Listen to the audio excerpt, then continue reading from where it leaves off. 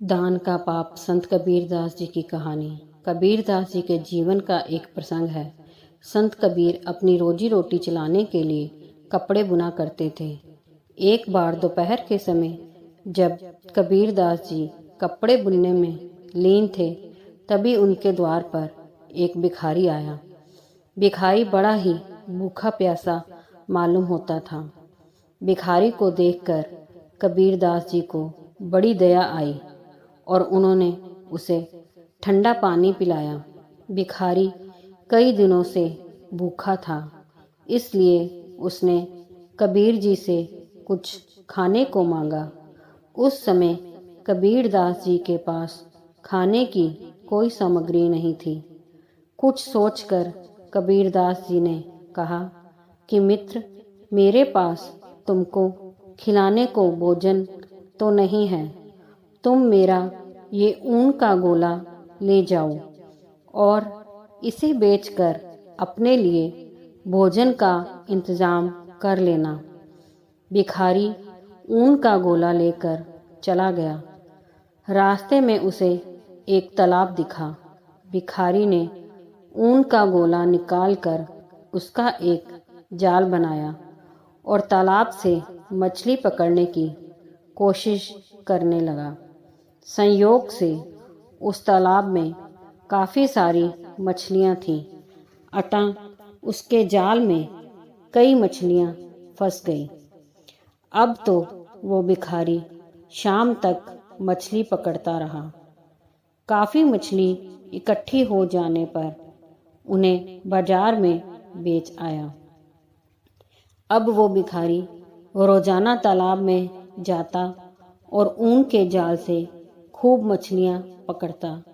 धीरे धीरे उसने मछली पकड़ने को ही अपना धंधा बना लिया। अब वो कई अच्छे किस्म के जाल भी खरीद लाया। ऐसा करते करते एक दिन वो काफ़ी अमीर व्यक्ति बन गया। एक दिन उस भिखारी ने सोचा कि क्यों ना संत कबीर से मिलने जाया जाए और उनका धन्यवाद दिया जाए, क्योंकि आज मैं उन्हीं की वजह से अमीर बन पाया हूँ। जब वो भिखारी कबीरदास जी के पास गया तो अपने साथ सोने, चांदी और रतन लेकर आया। सभी सोना, चांदी और रतन उसने कबीर जी के चरणों में लाकर रख दिए, लेकिन संत कबीर उस भिखारी को पहचान ना पाए।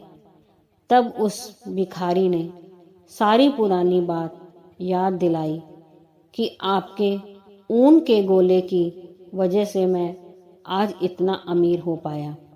उसकी पूरी बात सुनकर संत कबीर बड़े दुखी हुए और बोले कि तुमने इतनी सारी मछलियों से उनका जीवन छीनकर पाप किया है, और क्योंकि ये सब मेरे कारण हुआ है, इसलिए तुम्हारे आधे पाप का भागीदार मैं भी बन गया हूँ।